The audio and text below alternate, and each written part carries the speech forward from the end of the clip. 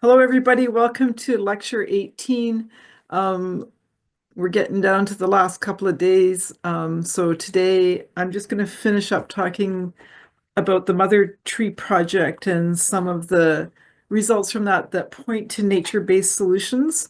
And then I'm going to talk about carbon projects, which are one way to fund nature-based solutions. These are the objectives. So I'll go over what are the impacts of clear cutting and partial retention that we've discovered in the Mother Tree Project on carbon pools. And I'm going to go over what I think are really important, the top 6 nature-based solutions that can help mitigate climate change, mitigate CO2 emissions, mitigate biodiversity loss. So identify those 6 top ones for BC. I'd like you to know those. And then I'm going to go into what carbon projects are and what constitutes what we know as a high quality carbon project, the best ones in the world. I'll talk about some of the requirements. I want you to understand the different components and the contingencies for these carbon projects. I want you to understand what the importance of carbon pricing is. And I know this is like a political debate right now in Canada, but I want to talk to you about what that means. And then I'm going to give you a case study from the Cheakamus Community Forest and just illustrate how this could work.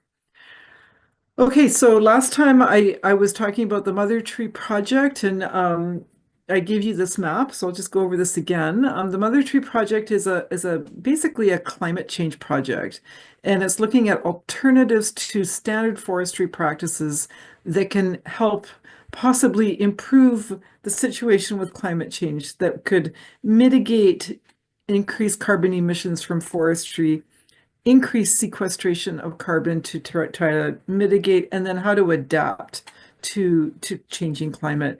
And I use what's called a space for time experiment, where these red dots represent different locations in the Mother Tree Project, and each one has a different climate. So in the lower right-hand portion of British Columbia, down by the corner with the US and Alberta border, we have a hot, dry forest. And then as you go further north, all through these different forest types, all the way to the northernmost limit of which is they cover the distribution of Douglas fir. That was our model species in this experiment. And at this most northern limit of Douglas fir is the coldest, wettest forest. So that represents a regional climatic gradient from hot, dry to cold, wet. We can express that in aridity. Decreasing aridity, or if you will, increasing humidity as you go further north. And this is supposed to give us insight into, as climate changes, we can substitute what we're seeing in spatial variation for what we can expect as climate dries out and becomes more arid over time. So I had talked to you a little bit about, the impacts of the treatments we're looking at across this climate gradient. So the map on the left, it's basically the same map. It just shows it in a slightly different way. And the green is the distribution of interior Douglas fir, which is our model species. We picked a species that we can sort of make predictions. If it was all different species in different locations, you can't really compare climatic effects. So we had to stabilize or keep that constant. So we looked at Douglas fir in the green distribution, and then we applied these different harvesting treatments. These are harvesting treatments applied to primary forests. So primary forests, again, are forests that have never been mechanically logged before. They may have had some kind of human influence, for example, through indigenous burning or some kind of indigenous stewardship in the past. But over the last 200 years, there's basically a lot of these forests have not had that influence because of policies that have been implemented across the province by the colonial government. And And so they're primary forests. They haven't been influenced by humans other than maybe indigenous burning in the past. And so we thought, okay, the way we're heavily influencing these forests now is through clear-cut logging, basically saving those forests to make money from extraction of timber. And so we wanted to compare how clear-cutting differed from where we can leave old trees behind, leave legacies, leave parts of the ecosystem behind in order to regenerate and boost the ecosystem forward for the next generations. So we compared no harvesting, which is in this picture on the right, with thinning from below and leaving 60% of the largest trees behind. This is a lot like it's a lot like the kind of fire smart treatments that are being done around the province right now to reduce fire risk. So we wanted to look at that. And then we compared that with retaining 30% of the trees. But instead of an even distribution, we clumped these trees, which we are figuring out is actually quite important, that these trees can protect each other from climatic variations. And then we compared that with what we call a seed tree, where there's only 10% of the trees left behind, and then clear cutting, where everything is taken out. We have no trees left. And this is the way harvesting or forest timber cutting is done in British Columbia, by and large, and across Canada. So this is the standard practice. How does leaving trees in these different densities and configurations differ in its effects on the ecosystems?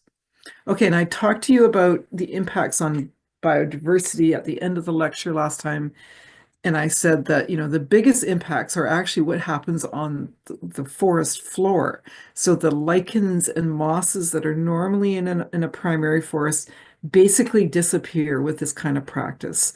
And then we also, through these selection systems, we also reduce tree species diversity by favoring species and then planting back only a specific subset of species.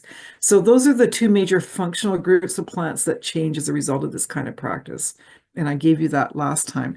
Now, this time I want to look at the carbon pools in particular. What happens to carbon pools when we do this kind of harvesting?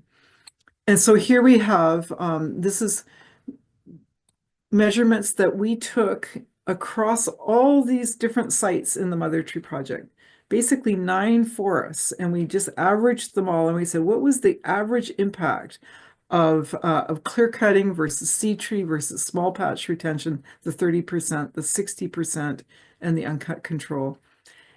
And you can see there are big, big impacts. So the carbon pools are so important. That's our sinks, right? That's where CO2 is drawn down by photosynthesis and stored in these different components in the ecosystem. It's really important that we increase or maintain this storage over time instead of emitting it out to the atmosphere, because that is what is one of the leading causes of climate change, in addition to fossil fuel burning. Okay, so let's look at what the impacts were. Here's our uncut control. You can see there's a pool in the trees. There's a pool in the dead wood, the snags, dead standing trees. This red pool is what's laying on the ground, the coarse woody debris. The yellow is the fines, really the flammable fine fuels, if you will. This kind of bait, or kind of like, what color is this? Puce color, I guess. Is the tree roots, forest floor is the dark brown, and then the almost black is the mineral soil. So obviously clear cutting gets rid of the trees. It gets rid of the overstory, the living trees and the dead trees. And the more trees you leave behind, the more carbon there is left behind. And the more dead standing trees that are left behind as well. That's really important to know. The more trees we take out, the bigger the impact on the carbon pools. Another important finding here is if you look at the small, fine, woody debris, you see how it compared to the uncut forest, we actually increase that pool because we basically cut the trees and then left slash on the ground. That slash is actually very flammable, and it actually will increase fire risk in the years after the cutting. So that's an important finding. Another important finding is the forest floor, which is that very active layer. That's where the mycorrhizal networks are. That's where the soil food web is the most active. That's where the roots of the trees are. It's a very important part of the soil. And compared to the uncut control, all of these treatments have reduced it on average by over 60%. That's a major, major loss to these ecosystems because it took, hundreds, if not thousands of years to build that forest floor up through decomposition and soil processes. So losing that forest floor just through the act of logging is almost like a irreplaceable loss. Um, and to recover it will take a long time. And so this is something we really, really want to prevent in the future. We can't afford to be losing, these irreplaceable carbon pools just through the act of logging. So how does that happen? Actually, so the machines, they go in there, they push it around, they push the forest floor around, they gouge the soil, they put it in piles. Sometimes those piles are burned to get rid of slash and all kinds of debris from the ground. They're purposely burned, but lit on fire, and then they go up in smoke. Sometimes it's just like after the logging, it's a very disrupted forest floor. If it rains, it will, erode away and end up in the streams. In some cases, as time goes on, that forest floor can shrink even more over time because there's increased decomposition of the exposed forest floor. And also the trees are not there to continuously feed energy into that forest floor. So over time, there's the logging impact, and then which is dramatic decrease, and then over time it decreases even more because of decomposition and erosion. So it's a very precious pool. It's very vulnerable as well. Okay, so I'm going to ask you, which forest carbon pool is most affected by forest harvesting? And let's take a look at that question.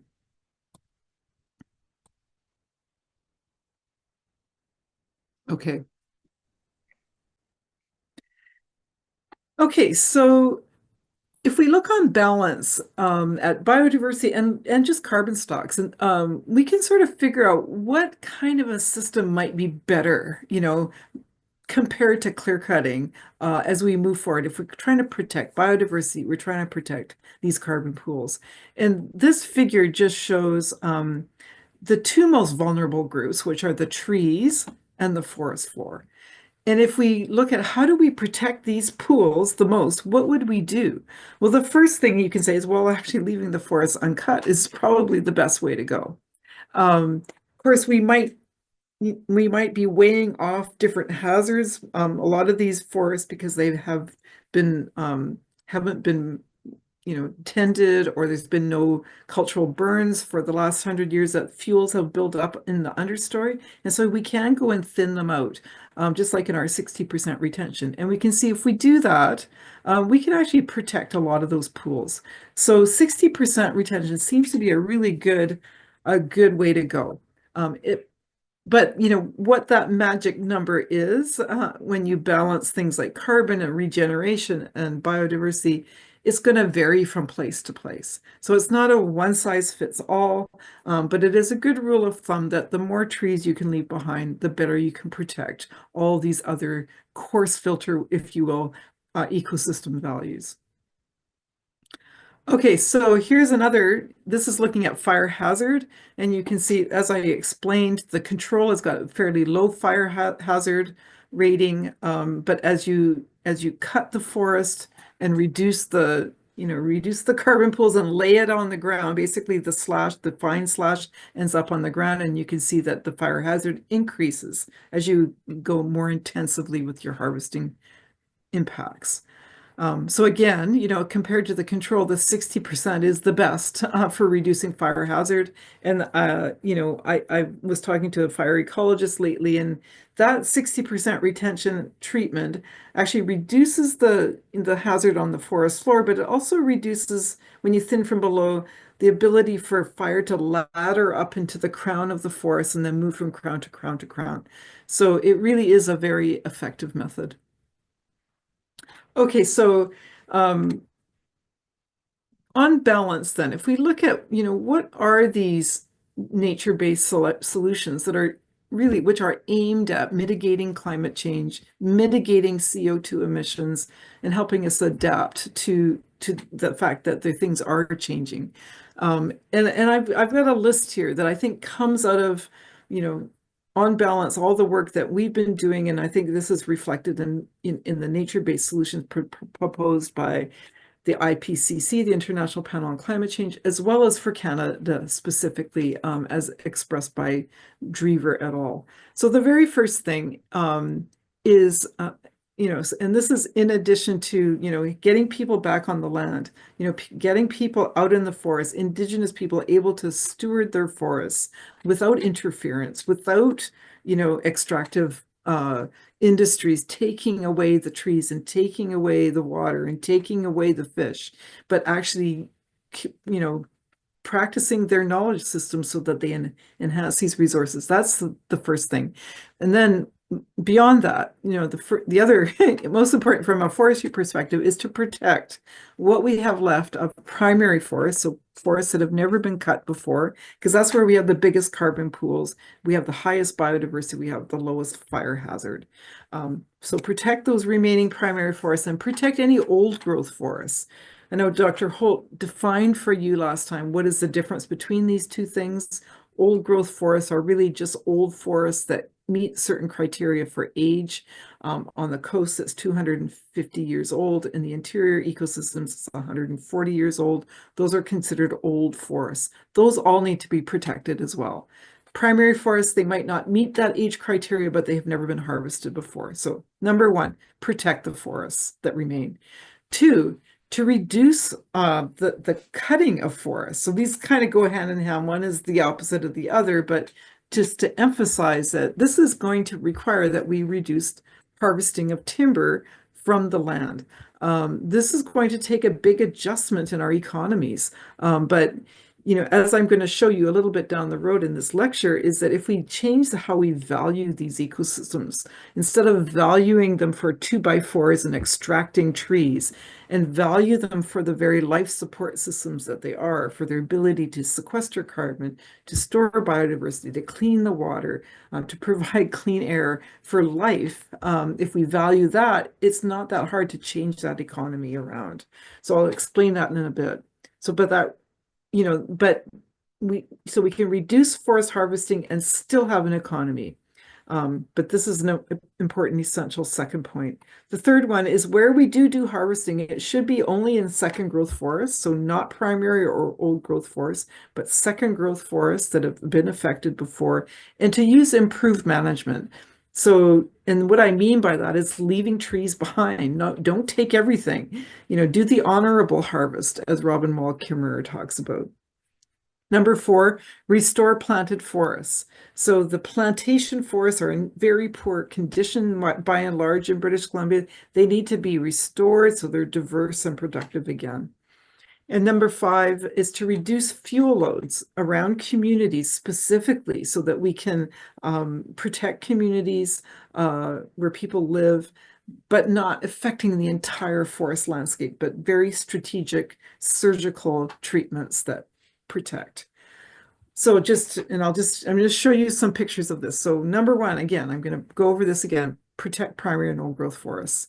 Number 2, that goes along with this is that we need to reduce forest harvesting and avoid land use change. So the polling question is, what is the most effective forestry method for reaching net zero by 2050? So this means how are we going to sequester and store carbon for the future so we can mitigate climate change? And so the most important thing is, sorry, I don't have the question. So number 1, protecting primary and old growth forests is absolutely essential. And the corollary to that, or the antidote to that, or the way to do that, is to reduce forest harvesting and avoid land use change. So what is the most effective forestry method? It is to, protect the remaining primary and old growth forests. And so here is our polling question 2. What is the most effective method for reaching net zero? Okay, number 3 is we need to do improved forest management, which I explained. So instead of clear cutting, retaining these old trees. That's number 3. Number four, restoring these planted forests. Look at them. They're really not diverse at all. They're not really forests. They're tree farms. They have low biodiversity and their low carbon storage is very, very low. I think that they're operating at maybe a quarter of what they could be. And if we do some restoration, we can bring them back up to what their capacity is. And the way you do that is you take these really, these plantations that look sick when you're inside of them. Some people call them cellulose cemeteries, and you just thin them out and you leave the biggest trees behind, the legacy trees. And then what happens is that the mosses and the shrubs and the herbs, they rebound and they look like this, right? You have this rebounding habitat and shrub layer that is sequestering and storing carbon, and with the goal of letting them grow to a great old age, which we call proforestation, so that they can become old, huge, beautiful carbon sinks like they once were. And we can fill carbon deficits around the world by doing this. Um, and then the last thing is like, if we could do all this stuff, but if it all is going to burn up in flames, it doesn't do us much good, does it? So we also need to be reducing fire risk at the same time so that we avoid these great massive stand replacing fires that are become so extensive and so large and so severe, and do this through very careful restoration through burning, so indigenous burning or cultural burning or burning in the spring when the flammability is low, and reduce the fuel loads in these forests. Or even do it through mechanical thinning, which is often done. And this is a project that's just outside of Whistler, where they've thinned the forest and taken out thin from below, taking out the smaller trees, and then leaving the biggest trees behind, allowing that understory to regenerate. And it sequesters a lot of carbon in the process and creates habitat. And in some cases, doing thinning plus doing some underburning to release certain plants that are really adapted to fire conditions. These are all things we can do to protect forests against big fires. Okay, so I want to move now to sort of like, how do we pay for all this? I mean, these are things we have to do. For the last 200 years, British Columbia, Canada has built part of its economy based on extraction of resources, including forests. And that has led us to the situation we're in. So how could we change this? How could we change it from extraction to regeneration, to restore and protect these pools, these carbon pools, mitigate climate change? Well, we can do it through something called carbon projects. Or, some people call them, they might be called ecological projects or eco projects, but let's just focus on carbon because it's easy for us to think about. We've been talking about it in this whole course, and I think it's a really good way to illustrate this. So a carbon project, these are projects that that will, reduce emissions or removing emissions by increasing the sink strength for CO2 and storing it in these reservoirs, in the soil, in the trees, in the plant communities. So when we talk about sequestration, that in this terminology, we think of sequestration and reservoir we've been thinking of as pools or stocks in this course. So this is just so that you can understand what this sentence says. Remove emissions with sinks, so that's sequestration, drawing it down, and then storing it in reservoirs. So those are the pools and stocks. In British Columbia, we have a whole regulatory system over carbon projects, and these are regulated through what is called the British Columbia Greenhouse Gas Offset Protocol for Forest Carbon, or FCOP.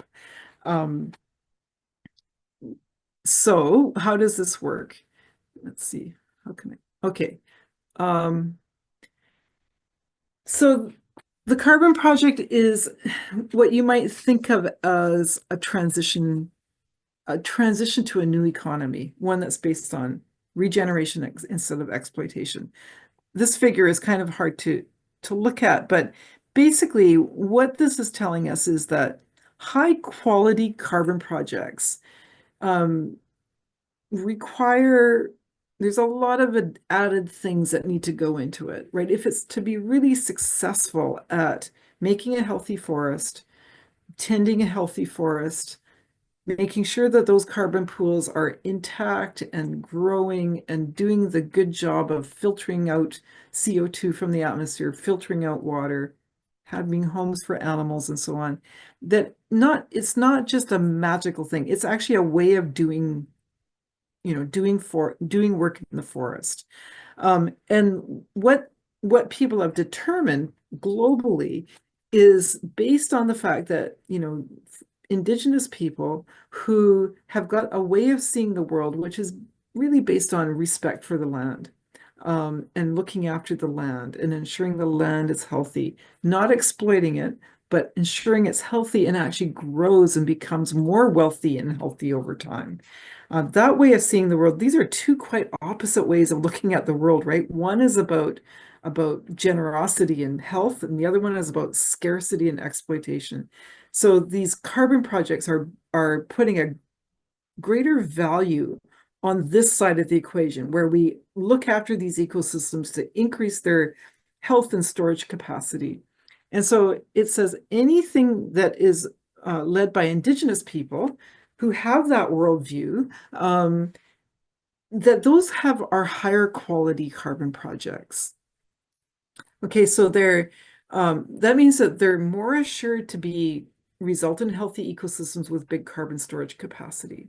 We know that, and we know it because people have done the inventories and say, even though indigenous territories only cover 6% of the Earth's surface, they store, or they're homes to about 80% of biodiversity and about, half of the world of terrestrial carbon stocks. That's a big deal. There's some magic in there that we value, and it's valued in the carbon markets. And this figure is saying, okay, how do we know if it's indigenous led? Well, it says, first of all, that there are reconciliation agreements in place, and there's treaties in place that say, yes, this is your land and you have the right to manage this land. Secondly, that there are something called atmospheric benefit agreements. That means that the people who live on the land, they have control over the atmosphere and the benefits of drawing down that CO2. It can't be stolen or used by somebody else. It's theirs. It's kind of like saying there's an ownership here, and when there's an ownership, there's a responsibility that will be carried through. The third thing is that there's a land stewardship plan in place, that there's plans and you know what you're doing. It's got to be demonstrated. Number four, that there's good governance, that there is a good system in place to govern this.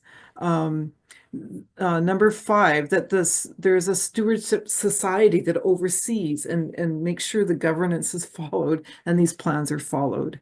And this can include things like having guardian programs where people are on the land watching to make sure that those activities are done, that there are other values that are being harvested from the forest, like it says non-timber forest products, things like, you might be valuing the water. You might get values from the water, for example. You might get values from, the food systems that are in the land. And this usually attracts, and I'm going to go through this list, philanthropic investors who invest in this, or even industry will invest in this. Like, for example, if you're taking a flight anywhere in the world and you can actually voluntarily purchase carbon credits or to offset your carbon emissions from that flight, and they invest in these projects. So Air Canada will invest in these carbon projects. So good ones have that kind of link there. There's federal funding usually for these. There's research institutions that hold up the practices and document and monitor the practices. These are all considered high quality carbon projects when they have all these elements. Okay, so here's the question. Which of the following is considered a high quality carbon project?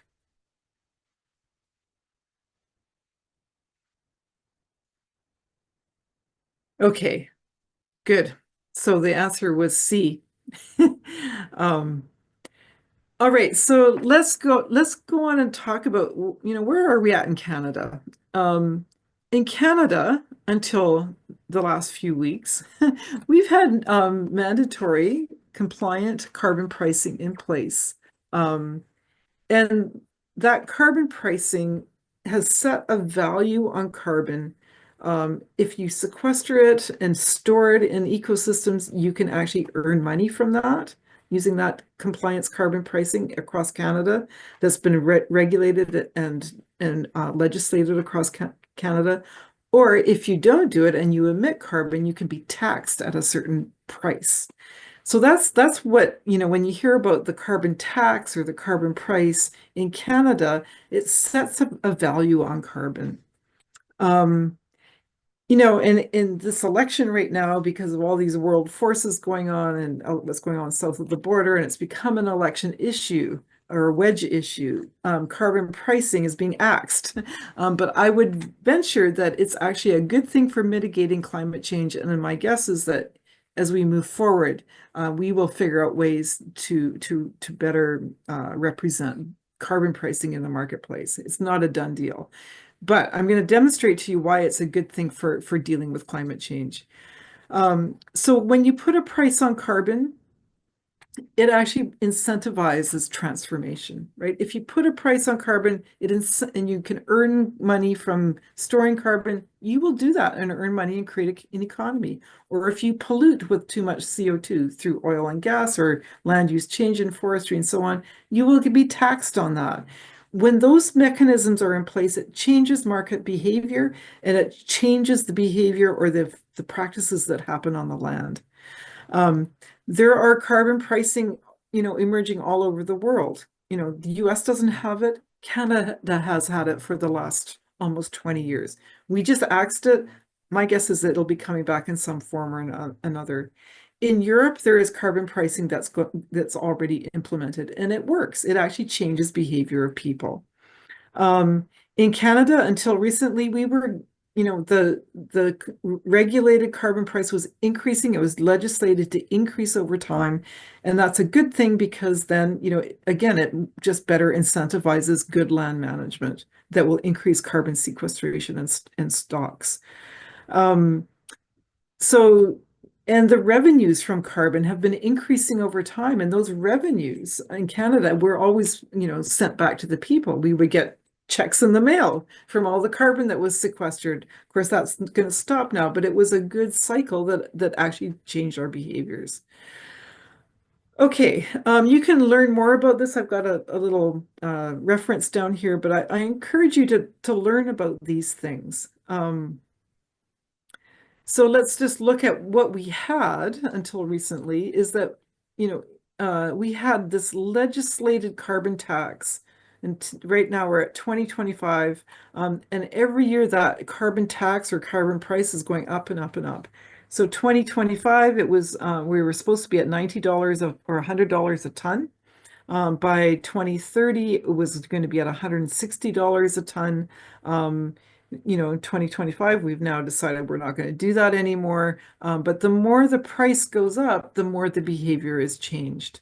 Okay, so I'm going to ask you, what was the projected carbon tax for 2030? So it was going to be at $160 per ton. Okay, I'll go to that next. But this figure that I'm showing you on the right here just compares carbon pricing in Canada in 2023 versus 29. It's going up and up and up. It's supposed to be up at 100. It says 170. I think it's 160. That should be $160 a ton in Canada. In Europe by 2030, it's a lot more. They're putting a higher price of this compliant price on carbon in Europe. And I think that is a good thing. Okay, so what is the projected federal carbon tax for 2030? Okay, I'm gonna go to the next one. Okay, it's $170 a ton. Okay, I'm going to go back up to that last figure here and show on this figure here on the right, you've got the billions of dollars. I'm just making a comparison. If you took all of the wood that's logged and harvested and turned into timber products, the estimated value of that wood is this amount, under $5 billion in gross domestic product. But if we valued it in terms of its carbon value, if we were taxing it at the right and valuing at the right, at even at a low price here, the value is far, far greater. So, and this is borne out in different studies that have been done locally, that the value in letting the forest stand is much higher than when we log it and sell it on the 2x4 market. Okay, we'll come back to that.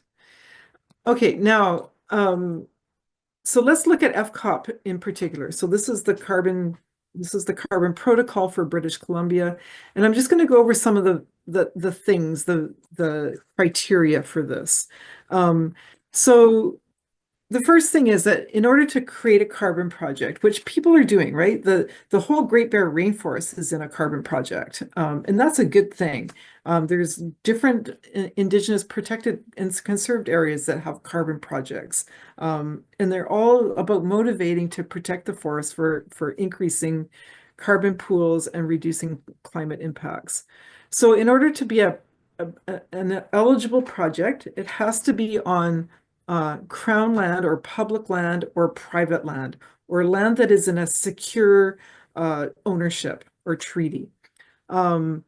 Projects on Crown land must have the authority to use them for Crown land. There must be an authority to the atmospheric benefit rights. In other words, whatever you emit or sequester, you have the rights to those emissions or sequestration. It has to be a signed agreement between whoever owns that territory or whoever has jurisdiction over that land. If it's private land, you have to have rights entitled to that land, and you have to have proof of ownership. Why is that important? Because it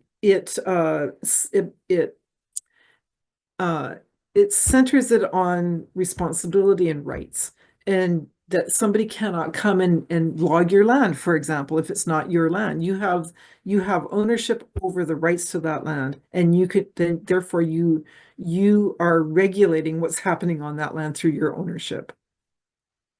Okay, the second, there's different types of projects that can be considered. So these can include three things, and it's all based on this idea, and you can write this down. It's called additionality.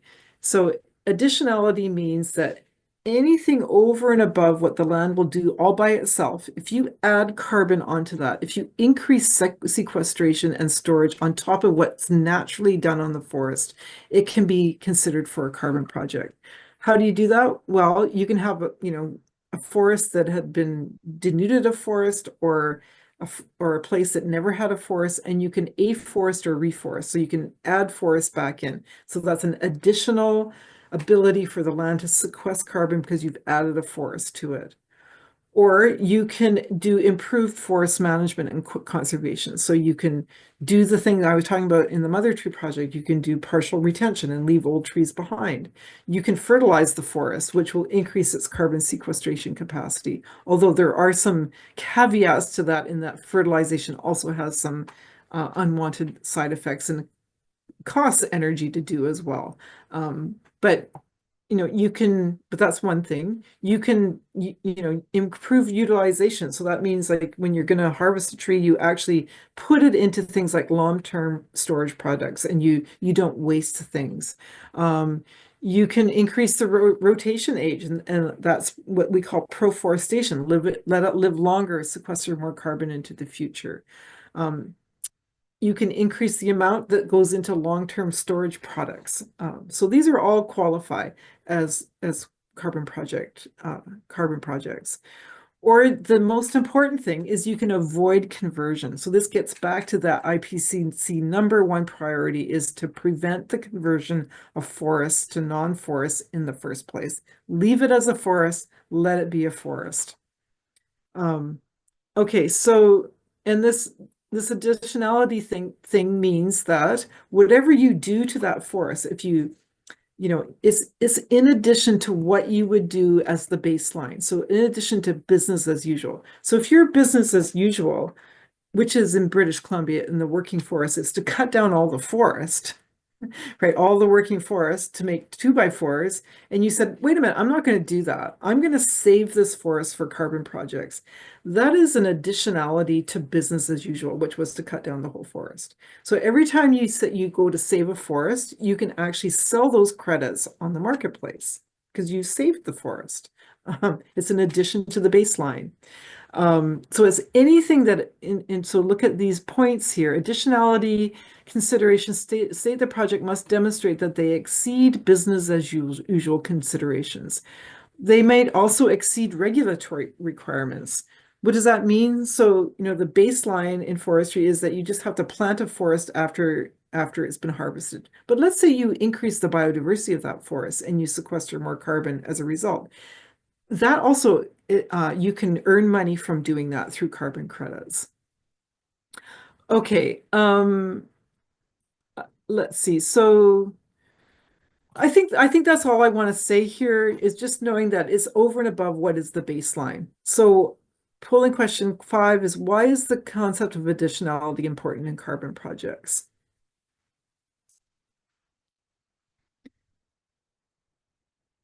Right. So the answer is it's A, to ensure that you're okay, so let me explain that a bit more. The way I've got this worded is that um uh that you're not that you're not, yeah, it's kind of like a way of reducing cheating in the system. That you're not just taking advantage of what the forest would naturally do or what the regulation would naturally do. You're actually having to do something in addition, which could be avoided conversions, or it could be, increasing biodiversity and therefore carbon sequestration capacity. But you can't just make a profit from doing nothing, right?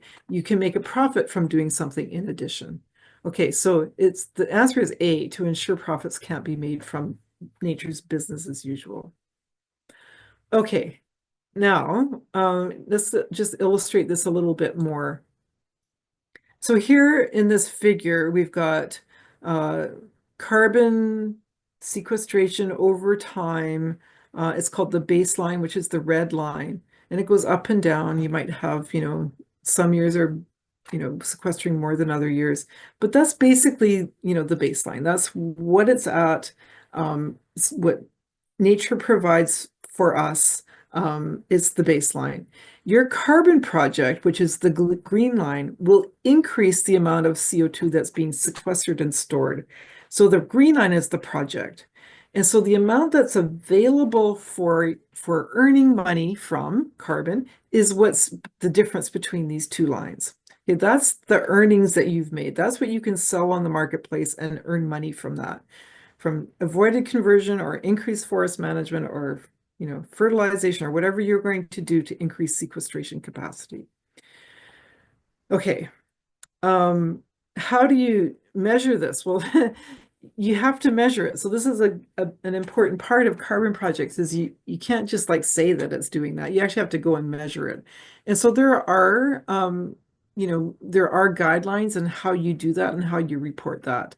So you need to, look at how much carbon is in standing trees and the understory and the roots and the dead trees, the dead wood, the soil, and so on. You also have to count how much, if you do harvest part of the stand or all of the stand, how much ends up in wood products, how much ends up, being emitted through, you know, if you add fertilizers and you increase emissions while you're also increasing sink strength, you have to count for that. Or if you're going to burn piles, how much are you going to lose from that?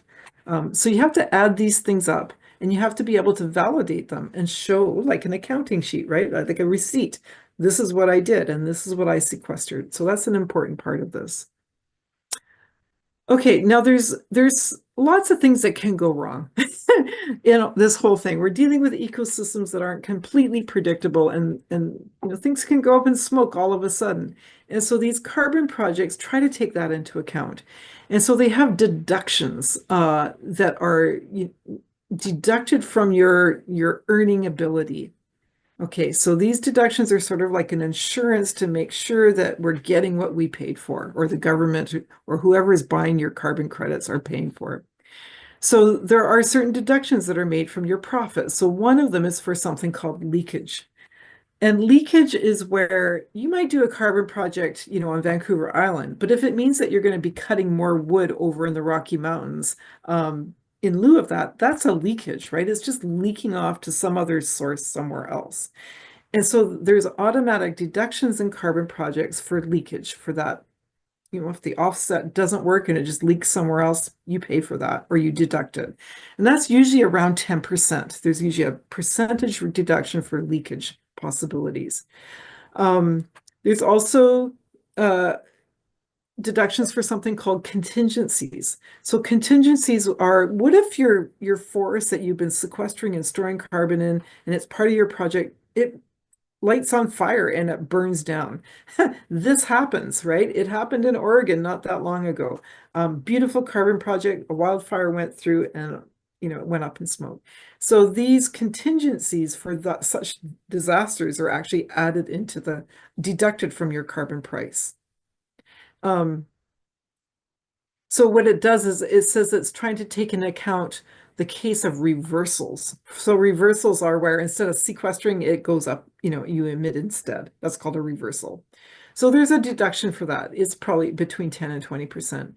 And then there can be other deductions in case, there's theft or corruption or right of access changes or something like that. So those are also deducted. And at the end of the day, those deductions usually add up to about half of the amount that you could earn from a carbon project. Okay, so I have a polling question. Which of the following best describes what is a leakage deduction?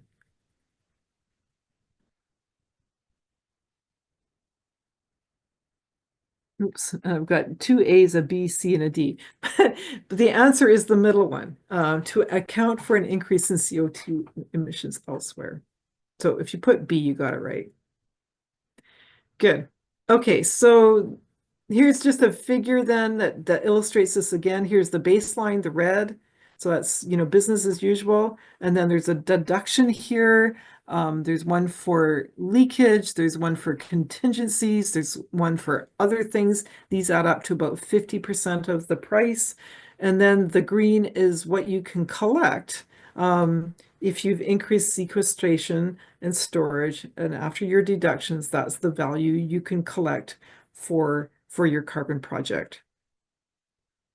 You have to monitor them, you have to measure them, and then they have to be verified by a third party. So can't just take your word for it. There are actually verification businesses out there that will do this for you. Okay, so I'm gonna just end this lecture with a case study that is a carbon project.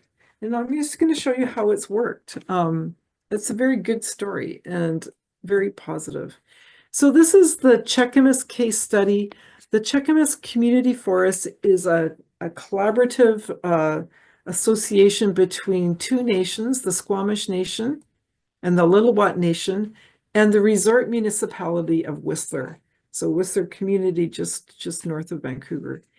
And what they did, the three entities did, is they said, we're going to purchase the land all around Whistler and in these shared territories away from the timber companies.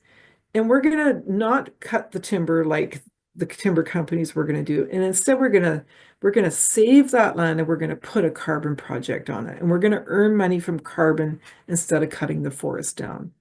Okay, so this is how it basically works. This is the forest. Some of you have skied at Whistler or know Whistler. Here's the community of Whistler. And then this is all the community forest in blue, and the different colors of blue are the different ages. So the darker the blue, the more the old growth the forest is. So it's a big area, 33,000 hectares. And this is the how they set it up. So the original forest company, big industry, had an allowable annual cut of 41,170 cubic meters per year. And they said, okay, we're not going to do that. We're going to save at least half of this forest from cutting, and we're going to So at first they said, we're going to just we're going to reduce that cut down to 21,000. So they said, we're going to still cut some more, some wood, but we're going to save most of it for carbon. And then they reduced it even more. They kept reducing it down until very little now of this community forest is available for timber harvesting. This reduced the potential from timber harvesting, but it created opportunities for carbon offsets. And the community forest then also, because there's a forest left, it had all kinds of other values like, old growth protection, good water, tourism, recreation, indigenous cultural values. Okay, so I have a polling question here is, why does the Cheakamus Community Forest qualify as a high quality carbon project?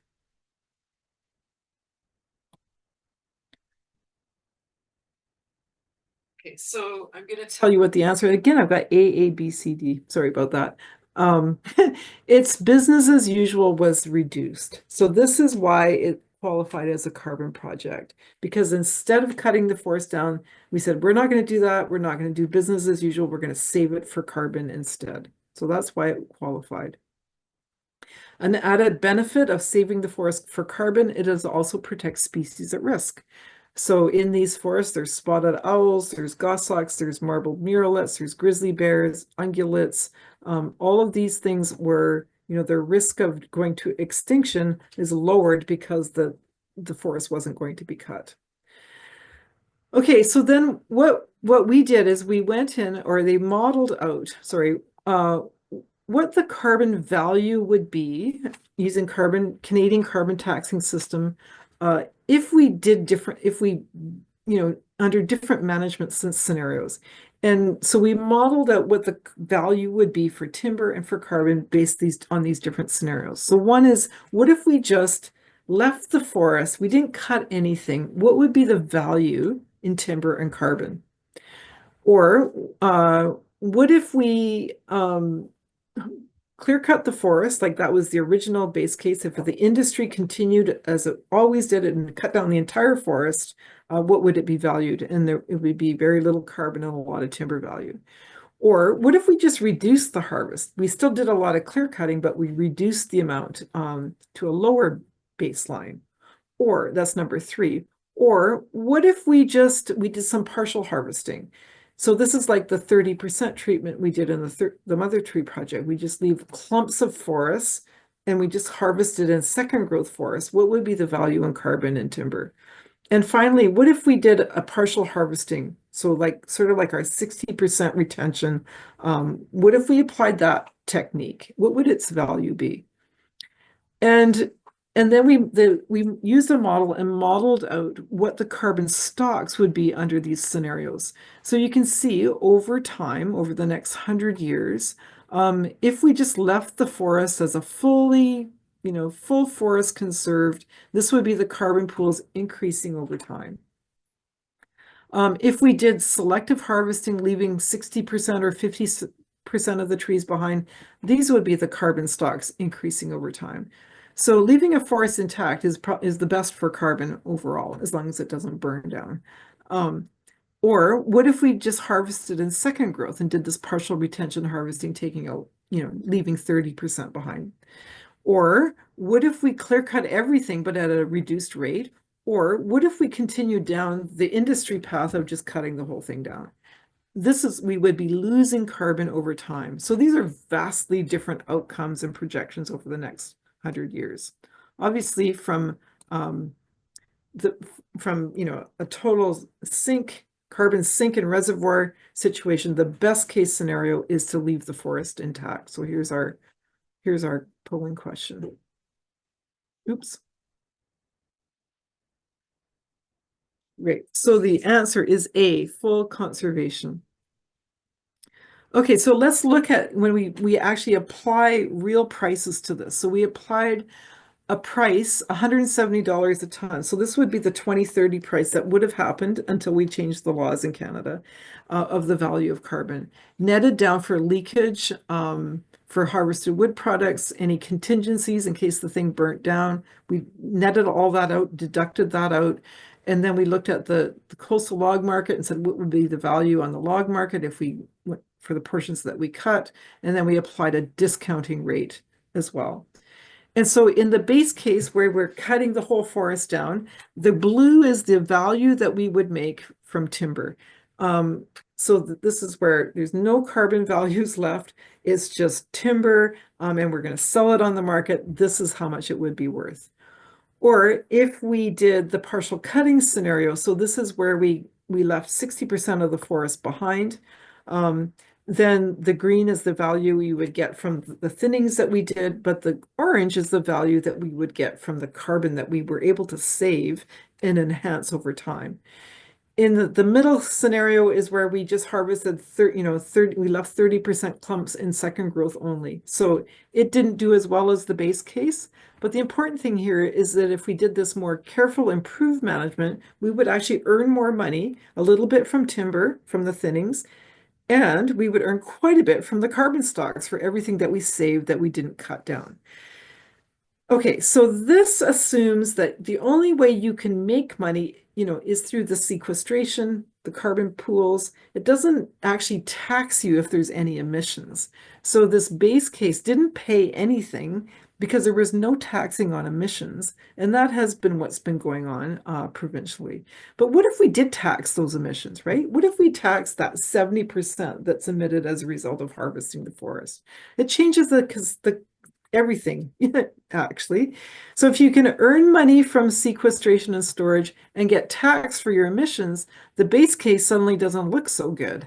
In fact, it's worth far less than even if we did like this, partial retention in second growth only, and this partial cutting where we're doing the thinning from below. It's worth almost, 15 versus 40, almost 3 times as much from the added value of the timber versus the carbon that you've been able to sequester and store. Okay, so the question is, which harvesting strategy results in the greatest net present value? It's this partial cutting scenario. Okay, so the answer is B. All right, we're getting near the end here. The other thing is in 100 years. So, in 100 years, you go back, what kind of forest do you have left, right? Which is important for our grandchildren or your children and grandchildren and the next generations. The base case where we cut everything down and then let it grow up, this is the value it would have in 100 years. But the other two, where you left a portion of the forest standing, you still have a forest there for the future, right? It's still got old trees, it's still able to filter water, and all the ecosystem goods and services are still there. And so in 100 years, the next generations have something there for them. In addition, you've also earned money on the carbon market. So, in summary, I think that this Cheakamus case study provides good proof that carbon projects are viable as long as there's a price on carbon, and it provides a revenue stream. And with respect to the price on carbon, so what Canada is doing is they're getting rid of the carbon tax, which is what's called the compliance market that's legislated, but we still have something called the voluntary market. And the voluntary market is what airlines do and cities do and municipalities, and they sell carbon credits on the voluntary market. Still a price on carbon, you can still earn revenue from this. So, and as of 2022 and onwards, the Cheakamus Community Forest is now generating more revenue through its carbon benefits than it is from timber. And I think it's a really good example of how our economy can completely switch overnight if we properly value these ecosystems. There's certain conditions that need to be made. We need a true cost of carbon. We need to measure that carbon. We've got to know where it goes. We've got to pay a real price for it. We need to actually add in a tax for carbon emissions. And we need to, put a higher value on high quality carbon projects that protect those pools and protect social values and good governance systems. Okay, so I'm going to end it now, but I hope that was helpful, and I want to put in a good word for these markets, and I'm going to, in the next lecture, I'm going to put a little bit more detail on this, but yeah, I hope that illustrates how these things work. Thanks so much. Have a good afternoon.